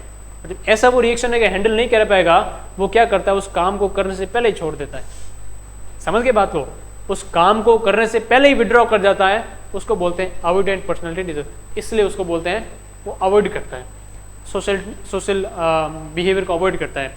किसी भी पर्सन को वो दूसरे अनदर पर्सन के रिएक्शन के लिए बहुत ही सेंसिटिव होता है, that we can say avoidant. और ये फेलियर से डरता है, बेसिकली फेलियर से डरता है और बोलेंगे कि लोग क्या कहेंगे, कुछ तो लोग कहेंगे, लोगों का छोड़ो, बेकार की बातें, बीत न जाए कहीं रहना। तो ये पर्सनालिटी तो कभी लानी नहीं है। समझ के बात को? बैठो। वेरी गुड प्रज्योत, लिखिए। इन this type of personality disorder, ऐसी पर्सनालिटी डिसऑर्डर के टाइप के अंदर हम क्या पढ़ते हैं, the person is very sensitive to other person reaction। दूसरों का क्या रिएक्शन रहेगा उसके लिए वो खुद क्या रहता है, वेरी सेंसिटिव, बहुत ही सेंसिटिव रहता है। और इसकी वजह से ही और शी अवॉइड करता है या फिर विड्रॉ कर लेता है। विड्रॉ सेल्फ, उसकी वजह से वो क्या करता है, ही और शी में अवॉइड कर सकता है या विड्रॉ कर सकता है सेल्फ, खुद को, बिफोर डूइंग एनी वर्क। कोई भी काम करने से पहले, बिफोर एनी वर्क, कुछ भी काम करने से पहले वो क्या करता है, अवॉइड कर देता है, खुद को विड्रॉ, नहीं भाई अपन से नहीं होगा। बोले कि साहब नर्सिंग ऑफिसर बन जाओगे, बढ़िया जिंदगी बन जाएगी। बोले हाँ बन तो जाएगी, ठीक है। उसके लिए करना क्या है, करना ये है आपको पढ़ना पड़ेगा, 5-6 महीने तैयारी करनी पड़ेगी और बढ़िया से पढ़ के एग्जाम देना पड़ेगा। पास हो गए तो बन जाओगे, अच्छा नहीं बने तो कुछ नहीं, फिर से तैयारी करो। यार नहीं बने तो फिर लोग क्या कहेंगे, लोग तो कहेंगे तेरा नहीं होगा, ये नहीं होगा, वो नहीं होगा। नहीं मेरे से नहीं होगा यार, मेरे ये हैंडल नहीं कर पाऊंगा। होते हैं ना ऐसे लोग बहुत सेंसिटिव। ये सेंसिटिव जो होते हैं, एग्जाम हो, घर परिवार में हो, तो कुछ बोल दिया रो देते हैं, मेरे को बोल दिया। अवॉइडेंट पर्सनालिटी डिसऑर्डर, कुछ भी काम करने से पहले ही खुद को विड्रॉ कर लेते हैं, हटा लेते हैं पीछे कि मेरे से नहीं होगा। क्यों नहीं होगा, कि लोग क्या कहेंगे। That we can say avoidant personality disorder. पहले ही अवॉइड कर लेते हैं, before doing any procedure, any work, they can withdraw self. ठीक है, आगे बढ़ते हैं। एक और पर्सनालिटी डिसऑर्डर, नेक्स्ट होता है आपके डिपेंडेंट पर्सनालिटी डिसऑर्डर। अब जैसा कि आपने देखा कि avoidant personality disorder, obsessive compulsive disorder, सब में इसका मीनिंग निकल रहा था। हाँ, जन्मित बोल रहा है मैदान छोड़ के भाग जाना, मैदान छोड़ के, बिल्कुल मैदान छोड़ के भाग जाते हैं, उसको क्या बोलते हैं, अवॉइडेंट पर्सनालिटी डिसऑर्डर। और आप कौन से मैदान में बैठे हैं, आई डोंट नो। ओके, तो बहुत बढ़िया एग्जांपल दिया है कि मैदान छोड़कर भाग जाना, that we can say avoidant personality disorder. लहरों से डर कर नौका पार नहीं होती, कोशिश करने वालों की हार नहीं होती है। अगर कोशिश कर रहे हो तो फेल भी रहोगे, लेकिन हार कभी नहीं होगी, ये बात तय होती है। और हमने ये भी कहते हैं, क्या कहते हैं, कि अगर समुद्र की गहराई को नापना तो उसमें उतरना सीखो, गोता लगाना सीखो। किनारों पर उकड़ू बैठकर अंदाजे तूफान नहीं होते, कि समुद्र में कितना तूफान आता है, बैठकर विचार करते हैं। तो विचार करने से कुछ नहीं होता, आपको डुबकी मारनी पड़ेगी, गोताखोर बनना पड़ेगा, उसको बोलते हैं अपन। और नहीं बनाएंगे फिर लोगों के रिएक्शन से बहुत सेंसिटिव होकर काम को छोड़ दोगे, उसको अपन क्या बोलते हैं, अवॉइडेंट पर्सनालिटी। वेरी गुड जन्मेश, बढ़िया, अच्छा याद दिलाया आपने। ओके, नेक्स्ट अपन पढ़ रहे हैं डिपेंडेंट पर्सनालिटी डिसऑर्डर। अब ये क्या होती है, ये जो पर्सन होते हैं इनका डिसीजन मेकिंग बहुत ही स्लो होता है। आपने देखा वो दूसरे पर डिपेंड होते हैं। मान लीजिए सर ने ये कोई क्वेश्चन दिया, तो X square plus Y square plus Z square is equal to 0, then X cube plus Y cube plus Z cube is equal to 5, then X 3 plus 1 plus Y square plus 1 plus Z cube plus 1 that square to 10, then what is the x minus 2 minus 1 plus y minus 1 plus z square minus 1 equal to what? ऐसे सवाल पढ़े आपने 10वीं class में, 9वीं और 10वीं में पढ़े होंगे, 9th और 10th क्लास में। अब ये सर ने बताया कि भाई फटाफट से बताओ क्या होगा वहाँ पर। कुछ बच्चे क्या होते हैं, डिसीजन नहीं कर पाते। अब ये क्या बताएं, पहली बात तो ABCD कैसे कैलकुलेशन करें भाई। 1 2 3 को तो जोड़ सकते हैं, 2 4 6, हाँ ये 6 तो लिख सकते हैं, लेकिन ये तो यहाँ 0 आ रहा है, गलत है, सवाल ही गलत है। यहाँ पर 3 3 6 3 9, ये 5 कैसे आया, 3 1 4 हो गए, ये 3 हो गए और ये 4 हो गए, 4 4 8 और 3 12 होते हैं। सर ने 10 लिखे, 2 कहाँ गए। आप पूछ रहे हैं यहाँ गलत कैलकुलेशन, क्या बताऊँ, सही है तो मैं बताता कि भाई यहाँ 2 में से एक होता है, ये एक होता है, ये एक होता है, 1 1 1 1 3 हो जाते हैं, तो एक्स वाई जेड की घात 3 हो जाती है। कन्फ्यूजन होता है, नहीं पता होता है, क्योंकि जो मैथमेटिक्स समझ में नहीं आती फिर ऐसे ही तुक्के लगाने पड़ते हैं, और तुक्के मैथमेटिक्स में गलत लगते हैं। तो एक बच्चा जो जैसे मैथ्स में बहुत होशियार होता है क्लास में, वो फटाफट से एक्स वाई करता है, ऐसे एक्स माइनस करता है, एक्स वाई 2 करता है, ये फॉर्मूले लगाता है, सूत्र लगाता है, बट्टा गुणा भाग करता है। पास वाला ऐसे देखता है, ये जैसे ही बताएगा उसके जस्ट 2 मिनट बाद में मैं जाऊँगा, नहीं तो बताएगा साथ साथ में कॉपी चेक कराने गए पकड़ा जाऊँगा, सवाल पूछ लिया बताओ यहाँ ये कैसे आया, कैसे बताएंगे। तो पहला ये जाएगा, फिर ये जाएगा, इधर से 2 जाएंगे, फिर मैं उठ के जाऊँगा साथ में, उनका भी सही, उनका सही, हाँ मेरा भी सही, फिर मैं आ जाऊँगा। तो ये जो होता है, मतलब हम खुद डिसीजन नहीं ले पा रहे हैं, हमारे अंदर वो कॉन्फिडेंस नहीं है किसी भी चीज़ का। ये आपके लिए सिर्फ एग्जांपल था कि आप दूसरों पर डिपेंड कितने होते हैं। अगर कोई पर्सन किसी दूसरे पर डिपेंड होता है, जहाँ पर खुद वो डिसीजन नहीं ले पाता है, खुद के अंदर एक लेक ऑफ सेल्फ कॉन्फिडेंस रहता है, ऐसी अगर कोई पर्सनैलिटी है, उस पर्सनैलिटी को अपन क्या बोलते हैं, समझ गए रे बातों को? चलो भाई लिखो।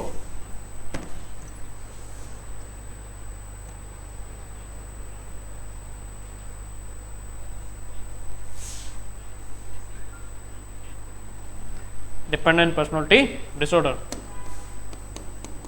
In this type of personality disorder, the person has lack of self-confidence.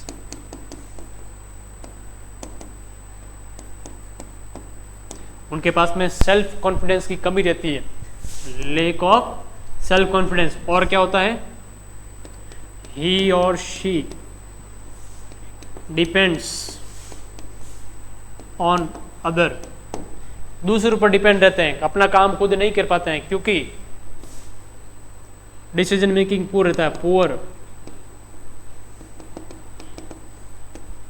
Decision making. तो ये जो होते हैं दूसरों पर जब डिपेंड रहते हैं, ऐसी पर्सनैलिटी को अपन क्या बोलते हैं? आपके dependent personality disorder. That is the cluster C. याद है बातें? तो 3 क्लस्टर अभी हमने पढ़े, क्लस्टर ए, क्लस्टर बी और क्लस्टर सी। कौन कौन से थे क्लस्टर ए, क्लस्टर बी? एक बार शॉर्टली इसको रिवाइज करते हैं। ओके, तो बहुत ही छोटा है। चलो, हाँ, क्लस्टर ए के अंदर हमने क्या पढ़ा था? पर्सनालिटी डिसऑर्डर के अंदर पहला पढ़ा था आपके पैरानॉइड पर्सनालिटी। ऑलरेडी बताया आपको क्या होता है, सस्पिशियस नेचर का होता है, शक करता रहता है, दूसरों पर किसी को भरोसा नहीं करता है, that we can say suspicious nature. और अपन बात करेंगे और क्या क्या होता है आपके,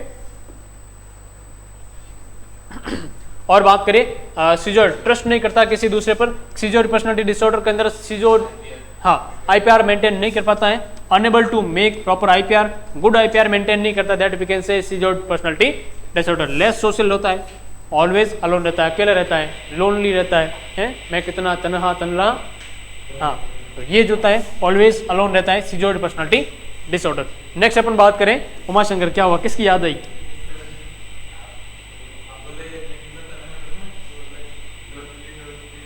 वाह, क्या बात है, सुर से सुर मिलाए, ताल से ताल मिलाए, बढ़िया।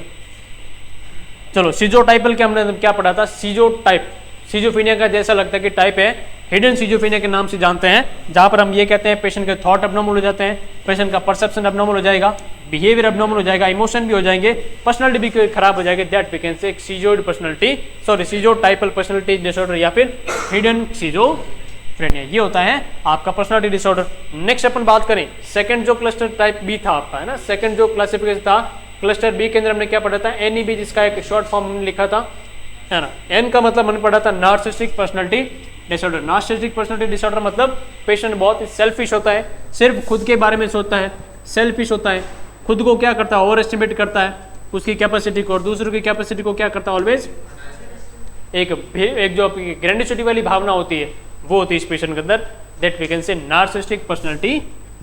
ऐसी पर्सनालिटी आपके लाइफ में होगी, आपको याद रहेगा, ठीक है। चलो, उसके बाद हम पढ़ते हैं एंटी सोशल पर्सनालिटी डिसऑर्डर। और एंटी सोशल के अंदर हम क्या पढ़ते हैं कि रूल्स रेगुलेशन के बिल्कुल खिलाफ होता है, मानता नहीं है सोसाइटी के रूल्स क्या है, अपन को नहीं पता, रूल्स बनते हैं, भाई साहब तोड़ेगा बंदा तो रूल्स को नहीं मानता है, एंटी होता है, अगेंस्ट होता है always. Person not feel guilty for wrong doing, अगर कोई गलत काम हो भी जाता तो कभी भी गिल्टी फील नहीं करता है, that we can say anti social personality disorder, है ना। हॉस्पिटल में भी आप जब ड्यूटी करोगे, जैसे कई आपको स्टाफ मिलेंगे, बोलते हैं गलती हो जाती है, लेकिन क्या हो जाता है इसमें क्या है, कभी भी एक्सेप्ट नहीं करता है, पूरा माहौल खराब करके रखते हैं, तो एंटी सोशल पर्सनालिटी डिसऑर्डर, है ना, तो उसको बोलते हैं एंटी सोशल। नेक्स्ट अपन बात करते हैं बॉर्डरलाइन पर्सनालिटी, जिसको बीपीडी के नाम से जानता है, बॉर्डरलाइन पर्सनालिटी, बीपीडी के नाम से जानता है, बीपीडी बॉर्डरलाइन पर्सनालिटी डिसऑर्डर। इसके अंदर हम कहते हैं कि again patient proper IPR maintain नहीं कर पाएगा, दो अगर ग्रुप में बैठे तो एक दूसरे से बात नहीं करेगा, क्योंकि इंटरपर्सनल रिलेशनशिप कैसा होता है, उसको कैसे मेंटेन करना है उस पर्सन को प्रॉपर पता नहीं है, और वो मेंटेन करना भी चाहेगा लेकिन कर नहीं पाएगा। जब कर नहीं पाएगा तो एंग्जाइटी आएगी, टेंशन आएगी कि लोग मुझे क्या बोलेंगे, मैं उनसे दूर चला जाता हूँ, सोशली विड्रॉ हो जाता है, सोशली अलोन हो जाता है ना, और अकेला रहता है, आईपीआर मेंटेन नहीं करता है। उसके साथ में पेशेंट होता है मूड का भी मेंटेनेंस नहीं कर पाता है, इमोशन को भी मेंटेन नहीं करता है, खुद की इमेज को भी मेंटेन नहीं कर पाता है, समझ गए? That we can say borderline personality disorder and this is the most common personality. Last हमने क्या पढ़ा इसके अंदर? हिस्टोनिक पर्सनालिटी डिसऑर्डर, जहां पर हमने कहा था कि हिस्टीरिया वाली जो पर्सनालिटी होती है यहाँ पर आ जाती है, ड्रामा करता है पर्सन और दूसरों का अटेंशन लेने की कोशिश करता है, बहुत ही अटेंशन लेता है, वेरी अटेंशन सीकिंग बिहेवियर उसका हो जाता है हिस्टीरियस का। क्लियर है बातें? नेक्स्ट हमने कौन सा क्लस्टर पढ़ा? आपके क्लस्टर सी। क्लस्टर सी के अंदर हमने क्या पढ़ा दोस्तों? क्लस्टर सी के अंदर हमने पढ़ा कि आपके पहला होता है पैसिव अग्रेसिव पर्सनालिटी डिसऑर्डर। आप कुछ भी अग्रेशन निकालते हो, पैसिवली निकालते हो बट नॉट एक्टिवली। एग्रेशन कहो, इमोशंस कहो, गुस्सा कहो, एंगर कहो, आप डायरेक्टली निकल कर क्या करते हैं? इनडायरेक्टली अगर किसी चीज का शो करते हैं anger by passively indirectly, that we can say passive aggressive personality disorder. Next है आपकी ऑब्सेसिव कंपल्सिव पर्सनालिटी, हाँ obsessive compulsive personality disorder. OCD वाला जो पर्सनालिटी होती है वेरी स्ट्रिक्ट हो जाता है, बहुत स्ट्रिक्ट हो जाता है अबाउट हिज और हर आइडियाज थॉट, उसके जो उसकी को फॉलो करता है अगेंस्ट एक्टिविटी की, जो उसके माइंड में थॉट है उसी को वो फॉलो करेगा और दूसरों को भी फॉलो कराने की कोशिश करेगा, that we can say OCD वाली personality, obsessive compulsive disorder personality. Next है आपके अवॉइडेंट पर्सनालिटी डिसऑर्डर। लोग क्या कहेंगे? कुछ तो लोग कहेंगे, लोगों का काम है कहना और कहना, लेकिन वो ये चीज़ नहीं बनता है, ये मानता नहीं क्योंकि उसने ये गाना सुना नहीं था। क्यों नहीं सुना? क्योंकि उस दिन वो क्लास में था ही नहीं, तो क्लास में था ही नहीं तो गाना सुना ही नहीं, तो ये वही सोचेगा, क्या सोचेगा, क्या कहेंगे लोग। In this type of personality the person is very sensitive to other person reaction. दूसरे क्या कहेंगे उनके रिएक्शन के प्रति अपना काम करने से पहले ही वो छोड़ देता है, पहले ही विड्रॉ हो जाता है, पहले ही उसको सोशली विड्रॉ हो जाता है, उस काम को छोड़ देता है, पहले ही मैदान छोड़कर भाग जाता है। और हम कहते हैं कि अगर आपको जीतने की उम्मीद करते हो रेस में, तो आपको उस मैदान, उस रेस का हिस्सा बनना पड़ेगा। आप मैदान छोड़कर भागकर उसमें जीतने की उम्मीद कभी नहीं कर सकते। तो वास्तव में अगर आप कुछ पाना चाहते हैं तो आपको उस रेस में रहना पड़ेगा, उस भीड़ में रहना पड़ेगा, उस कंपटीशन में रहना पड़ेगा और टिकना पड़ेगा। टिकने के लिए मेहनत करनी पड़ेगी, that we can say avoidant personality disorder. Next last हमने क्या पढ़ा? आपके डिपेंडेंट पर्सनालिटी डिसऑर्डर, जहां पर हमने ये बताया कि पेशेंट जो होता है आपके ऑलवेज दूसरों पर डिपेंड रहता है, खुद आपका प्रॉपर डिसीजन मेंटेन नहीं कर पाता है, खुद का डिसीजन नहीं ले पाएगा, लेप को आप सेल्फ कॉन्फिडेंस नहीं रहेगा, विश्वास नहीं रहेगा खुद पर, क्योंकि विश्वास में ताकत होती है, खुद पर भरोसा सबसे बड़ी ताकत होती है। किसी ने कहा कि सफल होने के लिए पहली शर्त क्या है? कि सफल होने के लिए पहली शर्त एक ही है, खुद के ऊपर विश्वास। विश्वास होना चाहिए कि मैं सफल हो सकता हूँ, yes I will be nursing officer, तो आप जरूर बनेंगे। अगर नहीं है तो फिर ये थोड़ा मामला दिक्कत हो जाती है, गंभीर हो जाता है मामला। लेकिन यहाँ पर पर्सन को क्या रहता है? Lake of self confidence. Person दूसरे के डिसीजन पर बिल्कुल डिपेंड रहता है, डिपेंड ऑन अदर, पूर होता है डिसीजन मेकिंग। वो प्रॉपर डिसीजन भी मेंटेन नहीं कर पाता कि वास्तव में मुझे क्या चाहिए, मुझे क्या करना है। Unable to maintain decision, unable to take any decision, judgement poor रहता है उसका, है ना। एडजस्ट क्या बोलते हैं, जजमेंट कह सकते हैं, डिसीजन मेकिंग जो कैपेसिटी रहती है पूरे, लेक ऑफ कॉन्फिडेंस। ये थे आपके सभी तरह के पर्सनैलिटी DSM-5 के अंदर आपके डिजीज, आपके क्या बोलते हैं डिजीज, क्या बोलते हैं DSM-5 का क्या फुल क्लासिफिकेशन था? आपके full form diagnostic and statistical manual, ये बताया था। तो जो डिजीज क्लासिफिकेशन मैनुअल था उसका, उसमें ये बताया कि पर्सनैलिटी के कितने टाइप होते हैं? आपके 3 टाइप होते हैं, और 3 टाइप में से आपके क्लस्टर ए, क्लस्टर बी और क्लस्टर सी। क्लस्टर ए में क्या बताया था? आपके अगेन 3-4 टाइप के बताए, आपके क्लस्टर बी में अगेन 2-3 टाइप के बताए, 4 टाइप के बताए, और क्लस्टर सी में अगेन आपके 3-4 टाइप के बताए। ये होते हैं मेन पर्सनैलिटी के डिसऑर्डर। यही साइकेट्रिक पेशेंट में देखने को मिलते हैं। अगर किसी तरह से पर्सनैलिटी जो हमने नॉर्मल पढ़ी थी, हिपोक्रेट्स के अकॉर्डिंग, शेल्डन के अकॉर्डिंग, क्रेचमर के अकॉर्डिंग और कार्ल जंग के अकॉर्डिंग, चाहे वो फ्लेगमेटिक हो, चाहे वो सांग्विनस हो, चाहे वो आपके चार्लिक हो, चाहे मेलनकोलिक हो, चाहे आपके एस्थेनिक हो, चाहे एथलीट हो, चाहे पिकनिक हो, चाहे डिस्प्लास्टिक हो, चाहे आपके एक्टोमॉर्फिक हो, चाहे मिजोमॉर्फिक हो, चाहे एंडोमॉर्फिक हो, चाहे एक्सट्रोवर्टेड हो, चाहे इंट्रोवर्टेड हो, किसी भी तरह की पर्सनैलिटी होती है उसमें अगर कोई डिस्टर्बेंस आता है, that we can say person को क्या हो सकता है? पर्सनैलिटी डिसऑर्डर हो सकता है। अब ये डिसऑर्डर कितने टाइप के सारे पढ़ लिए, इसमें किसी प्रकार का आपको कुछ डाउट है, कुछ समझ में नहीं आया है, कुछ ज़्यादा समझ में आ गया है, you can ask anything doubt. सब क्लियर है? स्वागतिका, श्रद्धा, किरण, स्नेहा, अभिजीत, क्लियर है? चलिएगा, तो आज की क्लास को अपन यही फिनिश करते हैं, यहीं पर इसको विराम देते हैं। और हम रोज कहते हैं कि लहरों से डरकर नौका पार नहीं होती, और कोशिश करने वालों की नन्ही चींटी जब दाना लेकर चढ़ती है, चढ़ती दीवारों पर 100 बार फिसलती है। मन का विश्वास, रगों में साहस बढ़ता है, चढ़कर गिरना, गिरकर चढ़ना कभी नहीं करता है। आखिर उसकी मेहनत, कोशिश करने वालों की कभी असफलता एक चुनौती है, इसे स्वीकार करो, अगर आपका इस नोट सेट में सिलेक्शन नहीं हुआ है कोई बात नहीं, भूल जाओ इस चीज़ों को। एग्जाम था, एग्जाम को एक एग्जाम की मात्रा से लो, टेंशन लेने का जरूरत नहीं है। मुन्ना भाई ने ये बोला था हे सर की टेंशन लेने का नहीं, तो टेंशन लेने का कोई भी जरूरत नहीं है। फिर से एग्जाम आएगा, फिर से फॉर्म भरेंगे, फिर से तैयारी तो रोज कर रहे हैं। एग्जाम आएगा, एग्जाम इस बार से एग्जाम को क्रैक करके ही रहेंगे, तो टेंशन नहीं ले। कुछ भी कमी रहेगी उसको देखो और सुधार करो। असफलता एक चुनौती है, इसे स्वीकार करो। क्या कमी रह गई देखो और सुधार करो। जब तक न सफल हो नींद चैन को त्यागो और संघर्ष का मैदान छोड़कर मत भागो। अवॉइडेंट पर्सनालिटी डिसऑर्डर को तो मत अपनाओ। आप करने से पहले ही छोड़ देते हो कि लोग क्या कहेंगे, फिर हम बोलते हैं कि लोगों का काम है कहना, बीत न जाए कहीं। तो एग्जाम आएगा, पढ़ते रहें। असफलता एक चुनौती, इसको स्वीकार करके मैदान छोड़कर मत भागो, क्योंकि कुछ किए बिना ही जय जयकार नहीं। और अगर आपको जय जयकार करवानी तो कोशिश तो कंटिन्यू करनी पड़ेगी, और कोशिश करने वालों की कभी हार नहीं होती। और ये कोशिश हम रोज करेंगे। बोलते हैं कि अच्छे दिन आएंगे, लेकिन एक दिन जरूर आएंगे। सफलता एक दिन में नहीं, लेकिन एक दिन। बोलते हैं कि भाई जिस दिन मेरा तीर चलेगा उस दिन सब बाधाएं चीर चलेगा। बोला कि तुम कर क्या रहे हो, तुम्हारा कुछ हो नहीं रहा, लेकिन आज नहीं हो रहा, लेकिन कल को तो बढ़िया से बढ़िया होगा, बेहतर से बेहतर होगा। जिस दिन मेरा तीर चलेगा सब बाधाएं चीर चलेगा, उम्मीदों की शुष्क धरा से तब विजय का नीर चलेगा। यही बात है। तो आप यही चीजें कंटिन्यू करते रहें, अपने आप पर भरोसा रखें, अपने पेरेंट्स के विश्वास आशीर्वाद पर भरोसा रखें। बाकी प्रभु जगन्नाथ सब बढ़िया करेंगे। आपकी पढ़ाई, आपका हेल्थ सब बढ़िया हो, इसी उम्मीद के साथ में मिलते हैं किसी अगली क्लास में। तब तक के लिए जय हिंद, जय भारत, धन्यवाद, थैंक यू।